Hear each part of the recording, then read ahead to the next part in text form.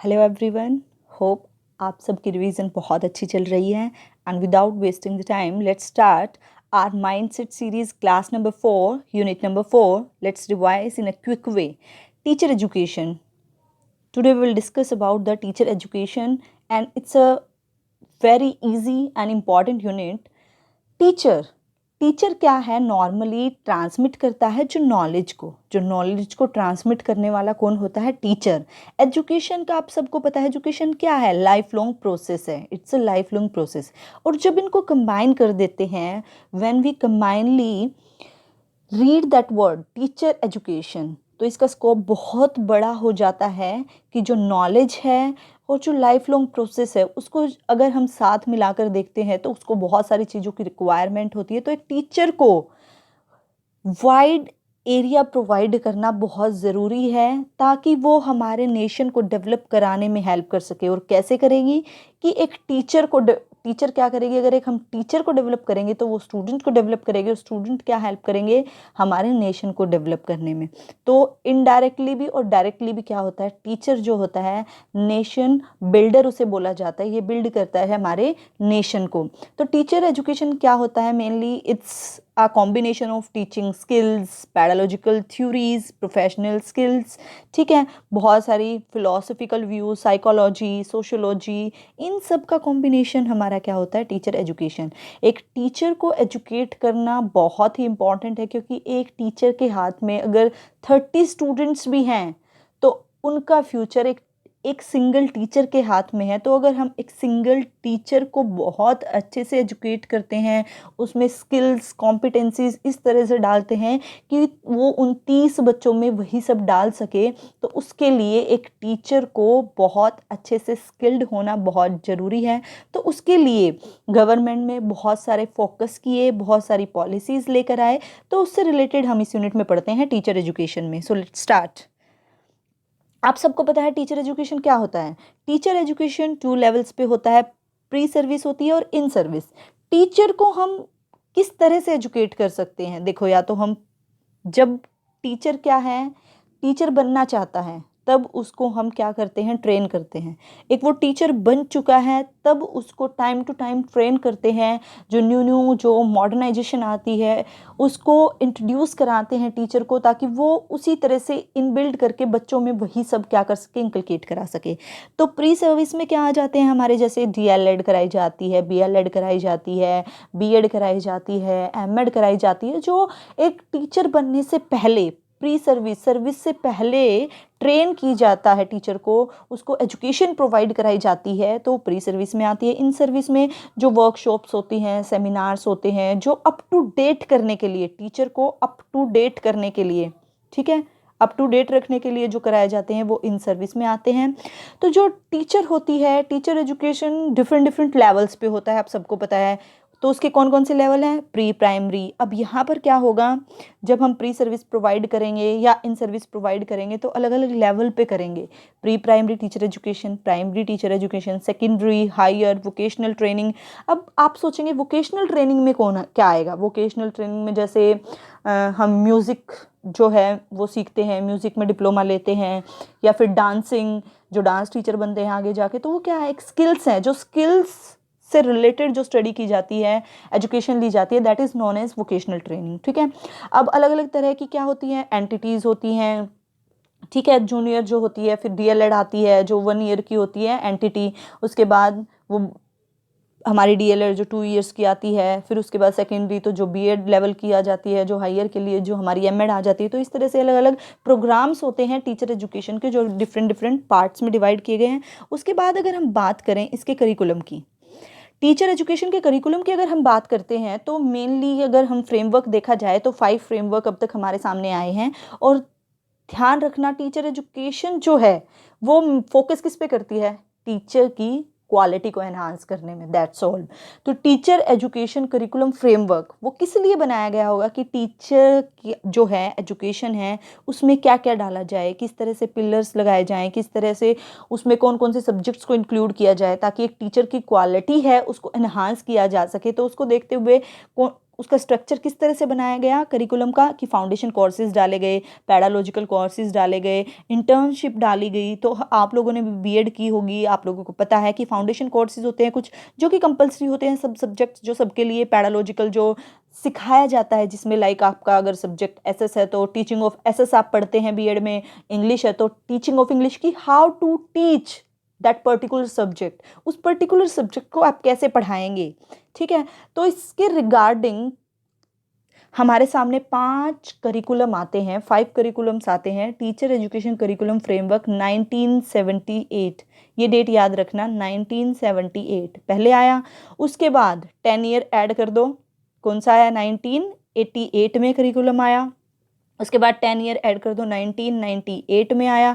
उसके बाद फिर हमारा आता है 2005 एंड 2009 में, जो आप लोगों को पता है, जिससे आप फेमिलियर हो। तो पहले वाले ये याद रखना, 10 ईयर 1978 में आया, सेकेंड वाला आया हमारा 1988 में, 1998 में, और उसके बाद 2005 में, उसके बाद 2009 में। ठीक है, नेक्स्ट इज ट्रांजेक्शनल अप्रोच आती हैं। टीचर को मेनली क्या सिखाया जाता है, जब टीचर को ट्रेन किया जाता है, टीचर को एजुकेट किया जाता है, टीचर एजुकेशन के थ्रू क्या सिखाया जाता है, उसको ट्रांजेक्शनल अप्रोच सिखाई जाती है कि वो किस तरह से पढ़ाएगी बच्चों को, यानी कि किस तरह से पढ़ाना, अपने आप को प्रेजेंट करना। बहुत से बंदे ऐसे होते हैं जिनको नॉलेज होती है but they are not able to express themself. तो बहुत सारे लोग होते हैं ऐसे जो अपने आप को एक्सप्रेस अच्छे से नहीं कर पाते हैं बट उनके पास नॉलेज होती है। तो जो ट्रांजेक्शनल अप्रोच होती है वो सिखाती है एक टीचर को कि किस तरह से टीच करना है, किस तरह से जो उसकी अपनी नॉलेज है उसको प्रेजेंट करना है, एक्सप्लोर करना है चीज़ों को। तो जो एजुकेशन है टीचर्स की before they enter into the service as teacher, वो क्या होती है, प्री सर्विस, जिसमें ये सब सिखाया जाता है। उसके बाद ये अप्रोचेस होती हैं हमारी 3 टाइप्स की, एक्सपोजिटरी, कोलैबोरेटिव और एक्सपीरियंशियल। एक्सपीरियंशियल नाम से ही पता चल रहा है, एक्सपीरियंस से सीखते हैं। जब लर्निंग बाय डूइंग, कुछ चीज़ों को करते हैं हम तो हमें एक्सपीरियंस होता है कि हमने ये किया तो हमारे साथ ये हुआ। तो जब हम एक्सपीरियंस से सीखते हैं तो वो कौन सी लर्निंग होती है, कौन सी अप्रोच होती है, एक्सपीरियंशियल। कोलैबोरेटिव, जब हम चीज़ों को कोऑपरेट करके सीखते हैं, यानी कि कोई प्रोजेक्ट वर्क है, थिंक पेयर शेयर वाली टेक्निक है, इनके थ्रू जब हम सीखते सिखाते हैं। फिर एक्सपोज करना, एक्सपोजिटरी में क्या आएगा, एक्सपोज करना, यानी कि आप लेक्चर दे रहे हैं, डायरेक्टली आप इंस्ट्रक्शन प्रोवाइड कर रहे हैं। ठीक है, जैसे आपने बोल दिया राइटिंग अ लेटर, आप लेटर लिख रहे हैं तो उसको कैसे प्रेजेंट कर रहे हैं आप डायरेक्टली। ठीक है, सॉल्विंग मैथ्स प्रॉब्लम, आप मैथ्स की प्रॉब्लम को सॉल्व कर रहे हैं, इनसे रिलेटेड हमारे कुछ एग्जाम्पल्स हैं। उसके बाद बात करते हैं रिफ्लेक्टिव टीचिंग की। रिफ्लेक्टिव टीचिंग का मतलब क्या होता है, अपने आप को देखना, मेटा टीचिंग, यानी कि थिंकिंग अबाउट ऑन टीचिंग, अपनी खुद की टीचिंग के बारे में सोचना, सेल्फ इवेल्युएशन करना, अपने आप को इवेलुएट करना, अपने आप से बातें करना। जब एक टीचर खुद से पूछती है कैसा पढ़ाया मैंने क्लास में, क्या मेरी क्लास में बच्चों को सब कुछ समझ आया या नहीं आया, अब आया तो किस मेथड से आया और नहीं आया तो क्यों नहीं आया, क्या कमी रही। तो ये सब जब बात करते हैं टीचर तो वो क्या होती है, रिफ्लेक्टिव टीचिंग, यानी कि अपनी ही टीचिंग को रिफ्लेक्ट करना, देखना। फिर कुछ नॉलेज बेस की बात की जाती है यहाँ। अब इस कंसेप्ट में सिर्फ एक ही बात याद रखना, नॉलेज का बेस। हम कितनी बार ये वर्ड यूज़ करते हैं लेकिन जब हमारे सामने कुछ इस तरह से टेक्निकली आता है तो हम बहुत कंफ्यूज हो जाते हैं। तो इसका मतलब क्या है, टीचर एजुकेशन में नॉलेज बेस का मतलब क्या है। भाई नॉर्मली छोड़ दो, इसको हम पढ़ रहे हैं, हमारे सिलेबस में है, लीव इट। खुद सोचिए कितनी बार हमारे पेरेंट्स बोलते हैं तुम्हारा बेस हमने बनाया, तुम्हारा बेस इस पर्टिकुलर टीचर ने बनाया। या आप अगर टीचर हैं तो किसी को बोलते हैं कि बेस होना चाहिए, बेस क्लियर नहीं है बच्चे का। जब पेरेंट्स को बताते हैं कि कहाँ कमी है, कि इसका बेस क्लियर नहीं है, बेसिक्स जो नहीं है मैथ्स के वो नहीं आते हैं इसको, या इंग्लिश के जो भी है रूल्स, तो बेसिक्स क्लियर नहीं है इसके। तो बेस यानी कि एक तरह से नींव डालना। ठीक है, यानी कि बेस में हमने स्टार्ट कहाँ से किया। हमारे पेरेंट्स बोलते हैं कि आपका बेस बहुत अच्छा है, किसी के टीचर बोलते हैं पेरेंट्स को कि आपके बच्चे का बेस बहुत अच्छा है, बेसिक्स बहुत क्लियर हैं। तो बेस का मतलब क्या है, जब नॉलेज के साथ बेस को मिला दिया, नींव है और उधर नॉलेज है, यानी कि हमारे ज्ञान को उस नींव से मैच कर दिया है, इकट्ठा उसको बोल रहे हैं। तो इसका मतलब क्या है कि जो नॉलेज है वो कहाँ से मिली है या कैसे मिली है, उसका बेस क्या है। एक टीचर के लिए, एक टीचर को नॉलेज कैसे मिली, कहाँ से मिली, या बच्चों को किस तरह से देनी है, किस तरह से बच्चों का बेस बनाना है। तो नॉलेज बेस जो है वो बहुत ही इंपॉर्टेंट वाइटल रोल प्ले करता है टीचर एजुकेशन में। तो इससे रिलेटेड कुछ हमारे व्यूज़ दिए हैं डिफरेंट डिफरेंट थिंकर्स ने। तो शलमैन ने, डेंक्स ने, हैबरमैस ने, तो इन्होंने अपने अलग अलग व्यूज़ दिए हैं। तो देखो, शलमैन की जो बात करते हैं, शलमैन, ध्यान रखना स्कूल से रिलेटेड, ये तीन ही नाम है, वैसे कोई इतना डिफिकल्ट नहीं है, बट फिर भी स्कूल से रिलेटेड जहाँ बात की है तो सिर्फ स्कूल से रिलेटेड बात की है, यानी कि पैडालॉजी कहाँ तक सीमित होती है, हमारी लिमिटेड होती है अंडरस्टैंडिंग ऑफ चाइल्ड। ठीक है, एक चाइल्ड को कैसे लीड करना है, एक चाइल्ड को कैसे जानना है, उसको कैसे पढ़ाना है।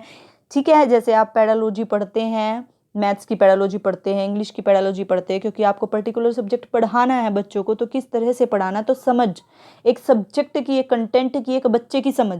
तो यहाँ से शलमैन ने क्या कहा है कि जो पैडालॉजी है उसकी समझ होनी चाहिए, उसकी नॉलेज होनी चाहिए, और वही क्या बनता है, बेस बनता है एक बच्चे का।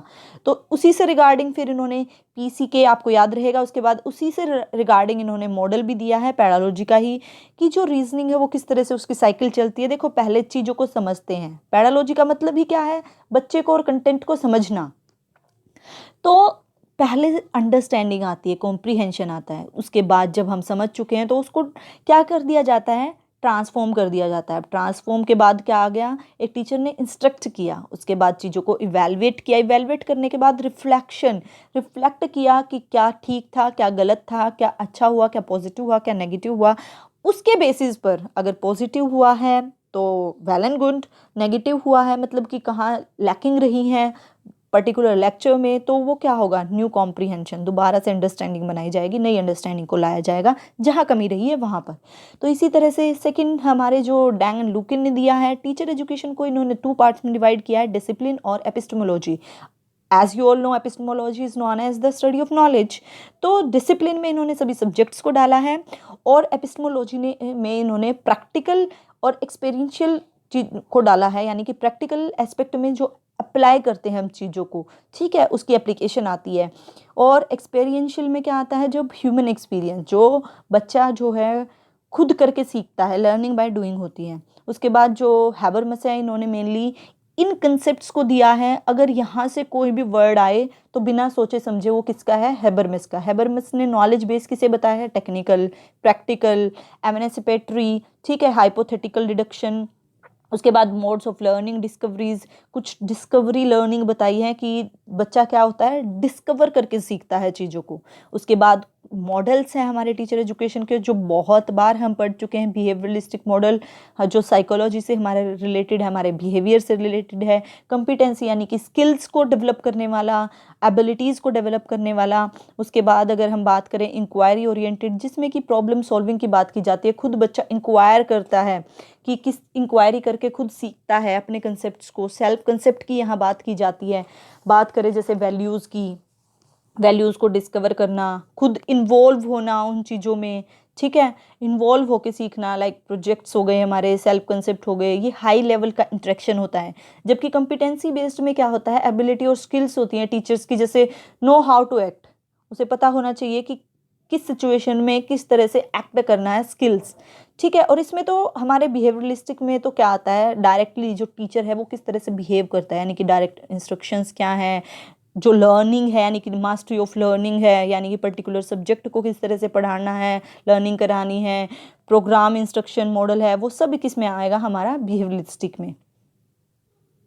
नेक्स्ट वन इज, अगर हम बात करें इन सर्विस टीचर एजुकेशन की, तो ये हम बहुत बार पढ़ चुके हैं, ये हम आई थिंक सेकेंड यूनिट में भी कवर कर चुके हैं, बट फिर भी टीचर एजुकेशन यानी कि अब इन सर्विस की बात करते हैं, तो ये डिफरेंट डिफरेंट बोर्ड्स हैं, ठीक है, जिन्होंने अपना अलग अलग इम्पोर्टेंस है हमारे टीचर एजुकेशन में। SSA की जो बात करते हैं, ये सेंट्रली स्पॉन्सर्ड स्कीम है, ये कोई बॉडी नहीं है, ठीक है।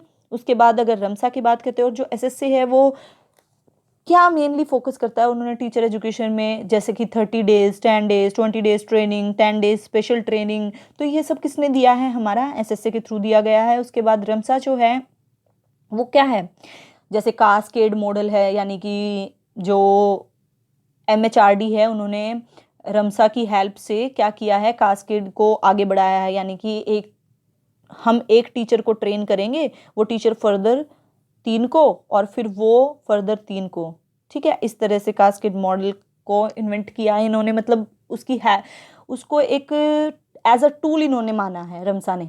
उसके बाद SIS की ये बात करते हैं, यानी कि स्टेट इम्प्लीमेंटेशन सोसाइटीज़ की। उसके बाद SCERT जो है ये अपेक्स बॉडी है और स्टेट लेवल पर काम करती है। NPE ने इसको रिकमेंड किया था और मेनली क्या काम करती है, ये एडमिनिस्ट्रेटिव और एकेडमिक कंट्रोल का काम करती है, डाइट्स का। उसके बाद NCERT है जो कि नेशनल लेवल पे काम करती है, ठीक है। और जो TEPs होती हैं, यानी कि टीचर एजुकेशन प्रोग्राम्स होते हैं, उनको साथ लेकर चलती है, वो इनसे रिलेटेड होते हैं। और 7 इंस्टीट्यूट हैं जिनके कॉम्बिनेशन से हमारी NCERT बनी है। फिर NCT की बात करते हैं तो आप सबको पता है, जितनी हमारी DPSC है, DLED है, BLED है, BEd है, MEd है, DPEd है, BPEd है, वो सब किसके अंडर आती है, हमारी NCT के। फिर बात करते हैं UGC की, जो कि नेशनल लेवल पे है। और क्या है, जो ये किसकी रिकमेंडेशन से हमारे सामने आई थी, ये हमारी सर्जेंट रिपोर्ट की रिकमेंडेशन से हम लोगों के सामने आई थी। और इसमें 3 डेट्स को याद रखना है। इसकी रिकमेंडेशन सबसे पहले 1948 में आई, फिर 1953 में इसको बना दिया गया, उसके बाद इसको एक एक्ट बनाया गया 1957 में, यानी कि अगर एक्ट की बात की जाए तो 1956 की है। अच्छा, अब मैं बात करना चाहती हूँ, पर्सनल और कॉन्टेक्चुअल फैक्टर्स होते हैं जो टीचर की डेवलपमेंट को इफ़ेक्ट करते हैं, ठीक है। तो वो 2 तरह के होते हैं, एक तो पर्सनल फैक्टर होते हैं, एक कॉन्टेक्चुअल, यानी कि किसी के संदर्भ में जब हम बात करते हैं तो आप खुद अपनी आप को उस जगह पर रख कर देखिए कि आपके पर्सनल फैक्टर क्या हो सकते हैं फॉर द टीचर्स डेवलपमेंट। तो क्या होंगे, जैसे क्वालिटी ऑफ लाइफ है, बैलेंस्ड है हमारी लाइफ या नहीं है। अब एक टीचर क्या है, घर से ही परेशान होकर आता है तो वो इतने अच्छे तरीके से नहीं पढ़ा सकता, तो ये पर्सनल फैक्टर्स हैं। स्ट्रेस है एक टीचर का, वो पर्सनल है, वो कॉन्टेक्चुअल नहीं है। उसका पर्टिकुलर मोटिवेशन, तो ये जो पर्टिकुलर वर्ड्स हैं ये आ सकते हैं कि ये पर्सनल फैक्टर से रिलेटेड है या किसी के कॉन्टेक्चुअल, ये एप्लीकेशन बेस्ड जो क्वेश्चंस होते हैं उनमें बनाए जा सकते हैं। उसके बाद है वर्क एथिक्स है, पर्सनैलिटी ट्रेट्स हैं खुद की, ठीक है, खुद का कम्युनिकेशन स्किल्स हैं, कंपेशन है, अपनी इंटीग्रिटी है, अपना वर्क एथिक है। तो ये सब हमारे किस में आएंगे, पर्सनल फैक्टर में। जब हम बात करें कॉन्टेक्चुअल, यानी कि किसी के संदर्भ में, तो किसके संदर्भ में एक टीचर काम करता है, एक इंस्टीट्यूट के संदर्भ में, ठीक है, एक इंस्टीट्यूट के लिए काम करता है टीचर। प्रोफेशनलिज्म उसमें कितना है, प्रैक्टिस करेक्टरिस्टिक्स उसकी क्या है, तो इस सब ये क्या है किसी के कॉन्टेक्स्ट में। तो ये कैसे हो सकता है, जैसे इंस्टीट्यूशनल अगर कल्चर की बात करें हम, तो टीचर की डेवलपमेंट में कैसे फोकस करता है, देखिए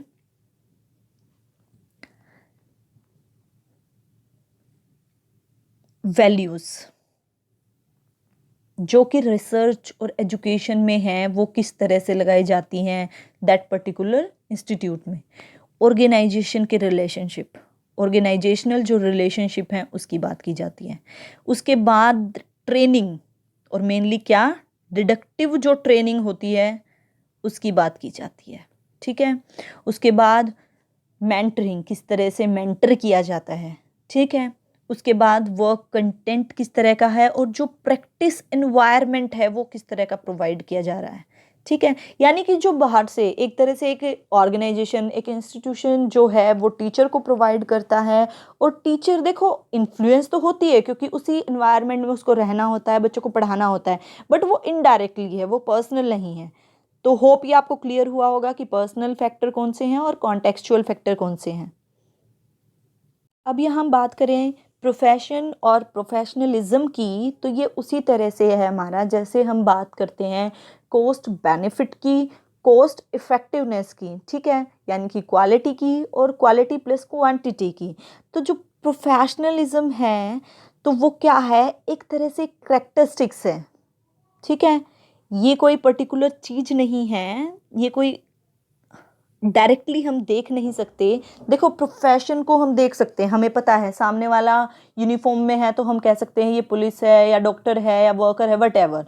तो जो प्रोफेशन है उसको हम देख सकते हैं, लेकिन वो अपना काम करने में कितनी कॉम्पिटेंसी लगाता है, क्या उसका मेथड है, क्या उसका करेक्टर है, उसको हम सामने से देख के जज नहीं कर सकते।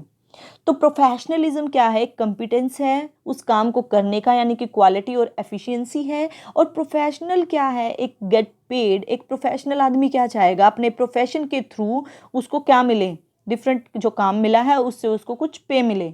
ऑब्वियसली काम क्यों करते हैं लोग? पैसा कमाने के लिए, कुछ कमाएं। बट प्रोफेशनलिज्म क्या आ जाता है? एक सिर्फ एक टीचर ऐसा है जो टीचिंग प्रोफेशन में है, बट वो प्रोफेशनलिज्म नहीं है उसके अंदर। बहुत सारे होते हैं वो सिर्फ पैसा कमाने के ही मेथड से, उसी एक एम के साथ कि मुझे, मेरे पास नॉलेज है, मुझे पैसा कमाना है, उसको यूज़ करते हुए वो सिर्फ क्या करता है? स्कूल जाता है और बच्चों को पढ़ा के वापस आ जाता है। कोई अटैचमेंट नहीं है, कोई एफिशिएंसी और क्वालिटी से उसे कोई मतलब नहीं है।